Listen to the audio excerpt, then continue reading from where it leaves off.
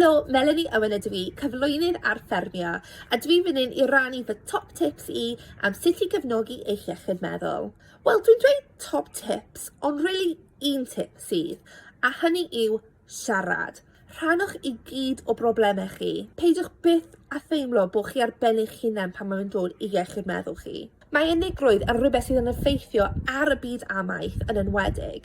Dwi wedi bod na fy hunan, achos mae byw yng nghefn Gwlad Cymru yn delfrydol, ond yr un amser mae fe gallu bod yn ynysig, yn enwedig os ydych chi'n gweithio ar ben eich hunan hefyd. Ac os ydych chi erioed yn teimlo'n unig, mae rhaid i chi rannu sut ydych chi'n teimlo. Mae'n gallu bod yn her i drafod y fath yma o bethau gyda dy deulu neu gyda dy ffrindiau.